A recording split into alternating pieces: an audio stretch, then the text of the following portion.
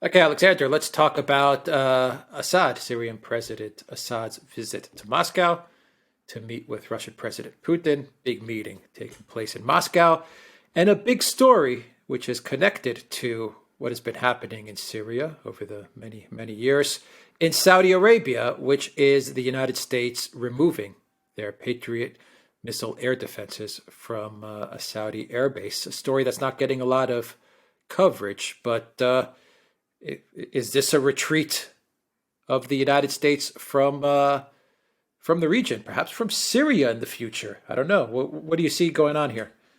I think it might be because this is a very big event, and one, as you absolutely rightly say, has attracted very little attention.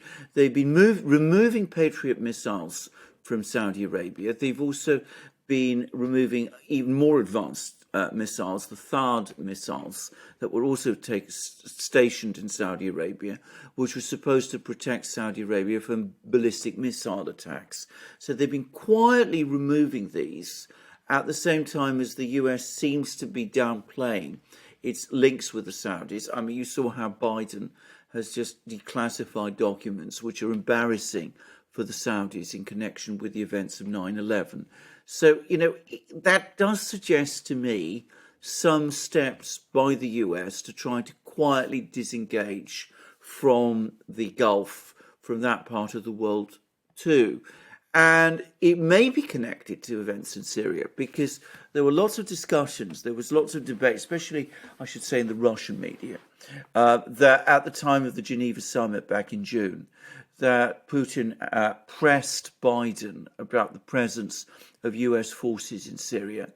And now we've had this meeting between Putin and Assad in Moscow. And to get a sense of how important that is for the Russians, Putin actually delayed going into self-isolation in order to actually meet Assad, because he was supposed to go into isolation, but he didn't because he wanted to be there to meet Assad in person. So he met Assad in person. Isolation because he was around someone with the kuf. The kuf, that's right.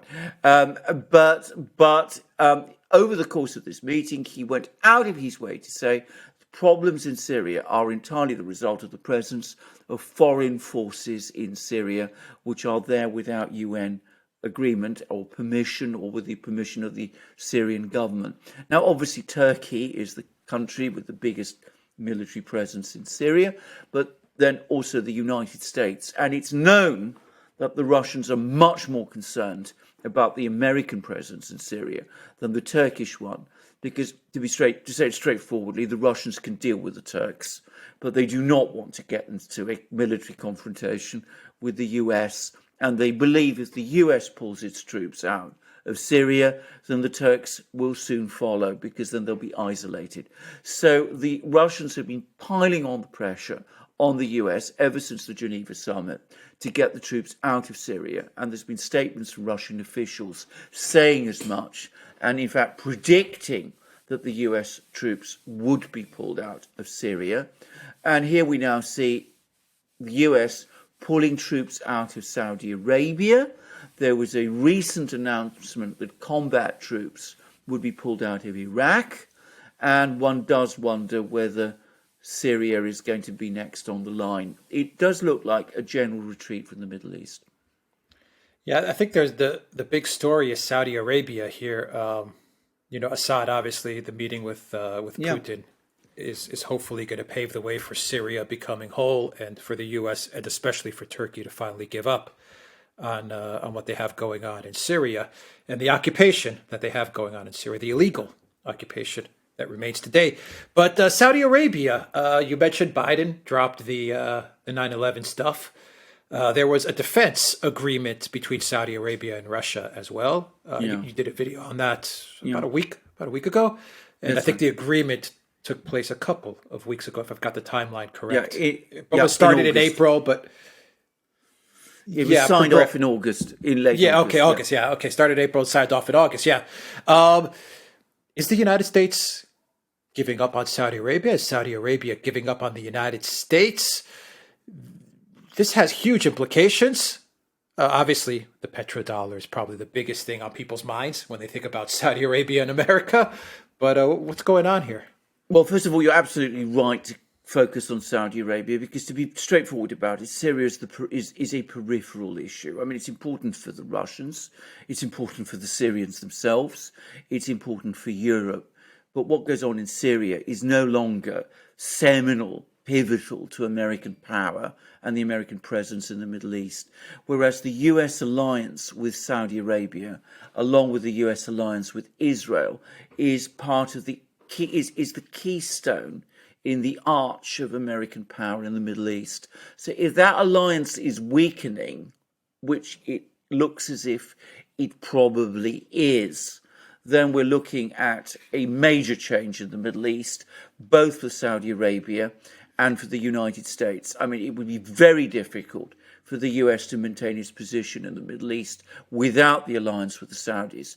And the Saudis would have to completely change the entire orientation of their foreign policy if they didn't have the United States to fall back on. So one wonders what exactly is happening. I'm going to make a guess. I think both the Saudis and the Americans are becoming increasingly disillusioned with each other. I think the Saudis, at least MBS in particular, are very, very annoyed by a lot of moves that the Americans have taken. They went up against the United States last year, if you remember, with the shale oil and all that. So there was all those things, but they don't like the fact that the US isn't backing them with the Houthis, that the United States is talking with Iran, that the United States doesn't appear to be the strong ally of Saudi Arabia that the Saudis were expecting.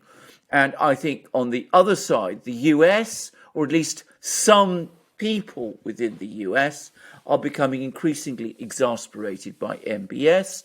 They see him as erratic. They see him as difficult to control. They don't like some of the moves he's making, the fact that he likes to talk to the Russians, that he works with the Chinese, and that he won't regulate the oil market in American interest. So I think they're each edging away from each other. But I think this is also happening against the overriding story of the United States, or at least some people in the United States, beginning to have doubts about this long-term commitment that the US made after 9/11 to the Middle East. I think they're saying to themselves, all that resulted in is the fact that the Chinese grew in power in the Pacific, and now they rival us. We need to disengage from the Middle East so that we can focus more on China. And I think there's still that grouping within the US government, though it is not the only one, and it comes up against a lot of opposition from many people there, all at the same time. So I think all sorts of things are playing out, but certainly things are going on behind the scenes and, sometimes visibly, which are important. And this pullout of missile systems from Saudi Arabia is very important, given that Saudi Arabia has been the target of drone attacks and needs effective air defense systems, and given that Saudi Arabia is also in a long-term confrontation with Iran and has also needed those missile systems to deter Iran. So, the Saudis will notice this withdrawal, they'll be affected by it, and it's a big fact that it's happening. Yeah, but does this, does this signal the fact that the Biden White House is not going to pursue another conflict in the Middle East, specifically Iran? So is this kind of a sigh of relief, say, for Iran, in that this signals that they're kind of in the clear, and the US and the neocons and the neoliberals will direct their war machine elsewhere? Is that war machine China? Is it Southeast Asia? Is it Russia? Is it Europe? Or is it within the United States? Yeah. Are we going to see the true launch of this? They've been talking a lot about it, this domestic war on terror. So, well, absolutely. How are you looking at this? Well, let's start with the last, because I think for the Democratic Party and for some other people, George W. Bush, astonishingly and shamefully, the war on domestic so-called terrorism, a terrorism that doesn't exist, is far more important than any other factor. And I think that they do want to focus on that, and that is now their priority. And I think we're going to see an awful lot more of that too.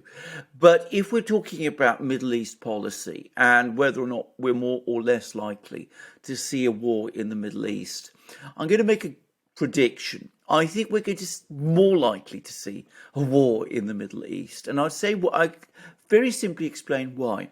It seems to me that there is a general wish on the part of some people in the US government to pull back from the Middle East because they want to focus on China. But there is always a countervailing force within the US government that is always stronger and resists every such attempt at a strategic withdrawal.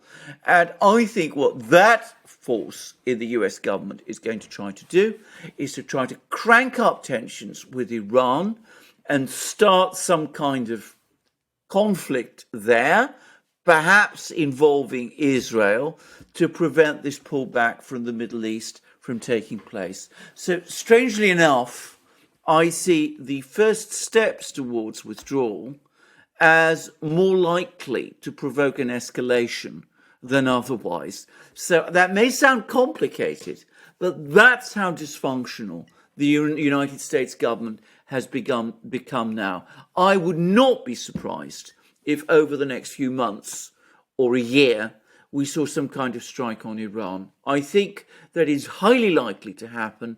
And the fact that, as I said, part of the US seems to be pulling away may encourage other people in the US to feel that they need to be even more aggressive and to seek some kind of advance.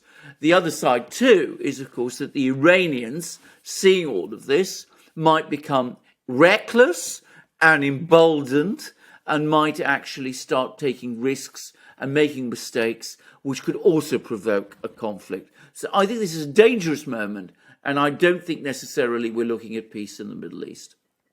What about Saudi Arabia? How are they going to play this? Do they move towards the Eurasian camp? Let's call it the Eurasian camp.